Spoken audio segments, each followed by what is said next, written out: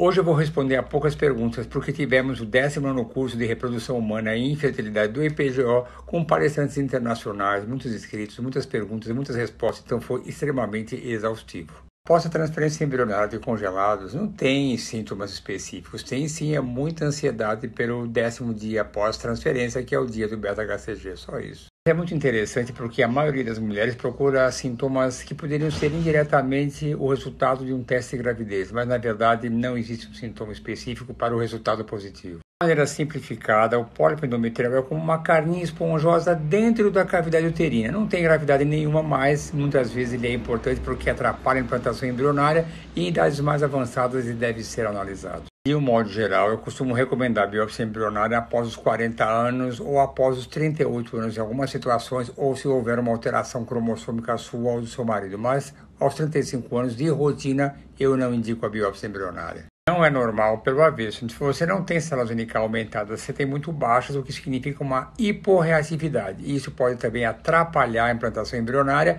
e temos estratégias para aumentar a concentração de células unicais. Tendinha que gosta das minhas postagens, olha que hoje eu estou cansado, estou exausto. Foram 2 dias super intensos, por isso hoje vai ser bem reduzido, no máximo 20 respostas. Obrigado pelo elogio, viu? E digo mais, se vocês pensam que eu não vou dar a minha corrida, que deveria ser de manhã, estão enganados, porque eu ainda vou dar minha corrida. Tem que acontecer. Domingo sem a minha corrida, sábado sem a minha corrida não pode acontecer. Possível, tecnicamente é. Do ponto de vista ético, é controverso. Uma situação muito difícil, porque a redução embrionária, a princípio, não é uma boa indicação ética, mas muitas vezes é necessário. É necessário muita cautela. Eu vi que você é uma paciente de baixa estatura, com 1,55 m, mas a redução embrionária pode causar algum arrependimento. E um pré-natal muito bem feito não tem maiores complicações. Está tudo certo, mas depende muito do que você pensa a respeito. Mas o que eu tenho certeza é que é uma decisão muito complicada, porque quadrigêmeos aumenta muito a incidência de prematuridade e você pode também perder todos os bebês. Não é fácil não, é uma situação bem difícil. Que Deus te dê equilíbrio nessa importante decisão, que eu tenho certeza que não é nada fácil. Que Deus te abençoe. Vá em frente, bom equilíbrio, boa reflexão, que tudo dê certo para você. Os fatores imunológicos sempre são os últimos na pesquisa de falhas de implantação. São o exame KIR-HLA-C e também o exame TH1-TH2. São exames com muitas controvérsias, por isso sempre são os últimos na escala de prioridade. Não são considerados trombofilias porque são muito comuns na população. Até 20, 30% da população que tem filhos naturalmente tem essa alteração. Mas em casos de falhas de implantação repetidas, deve ser tratado com enoxaparina. Pergunta bacana, Schizzi Cambiaghi, puramente italiano.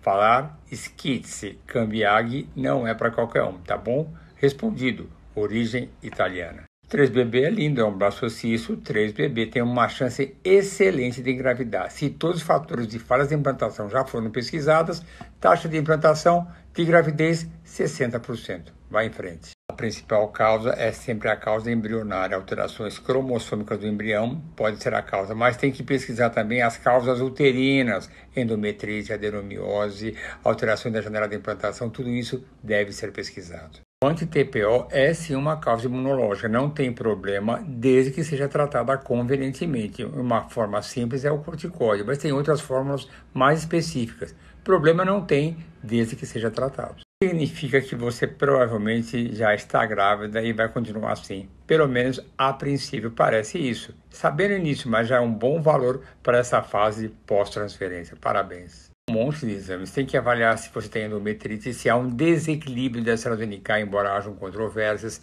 Ver se você não tem adenomiose, se você não tem trombofilia. Tem tanta coisa para avaliar, inclusive também a parte masculina cromossômica dos dois. Tudo importante para você. Os mais importantes são os antioxidantes, principalmente vitamina C, vitamina E, vitamina D, zinco. Tudo isso é importante. É um complexo vitamínico que tem que ser específico de acordo com as necessidades do seu marido.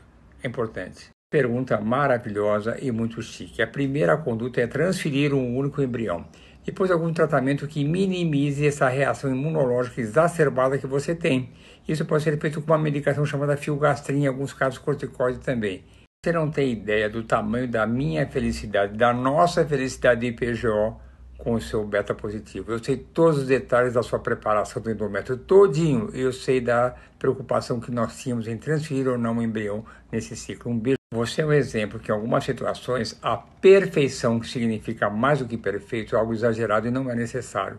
No seu caso, o seu endométrio não estava perfeito, mas eu senti que tudo ia dar certo. Foi uma sensação e realmente tudo deu certo. Mais uma vez, isso é verdade. A ansiedade nesse momento pela expectativa do dia da transferência é muito grande, mas será muito maior para o dia do beta-HCG e ainda maior esperando o primeiro ultrassom. E essa ansiedade será muito grande cada vez mais para o resto da sua vida, se Deus. A resposta é muito simples. De jeito nenhum. Ela nem preserva a fertilidade e nem faz gastar os seus óvulos e aumentar a chance de ter uma baixa reserva ovariana. Não tem nada a ver. Um beijo para você e um ótimo domingo.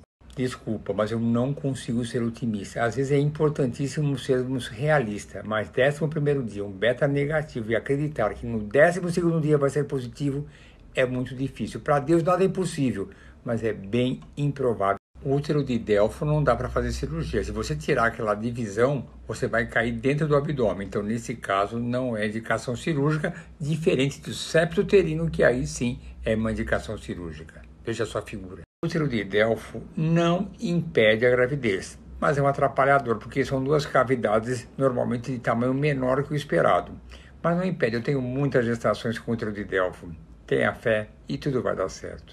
Melhor não, né? Melhor não fazer isso não. Um de cada vez. Eu sempre indico transferir um único embrião, um de cada vez. E no seu caso, mais ainda, transfira só um embrião.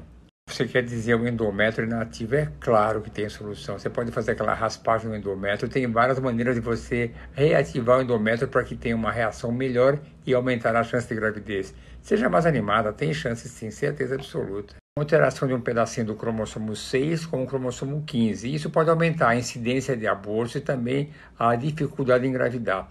No seu caso, o mais correto é fazer fertilização in vitro seguido de biópsia embrionária, o PGTA. Tudo dá certo. Não tem risco aumentado não. Desde que você receba um tratamento indicado, adequado, na hora certa, tudo vai dar certo. Para nós isso é muito comum. Estamos super acostumados a tratar pacientes como você. Tudo vai dar certo. Essa é uma pergunta com uma resposta cheia de controvérsias. Eu lembro sempre que a endometriose é uma doença inflamatória e pode atrapalhar sim. Por isso, sempre, antes da transferência embrionária, eu trato a endometriose. Geralmente, clinicamente, com medicamentos que inibem os hormônios.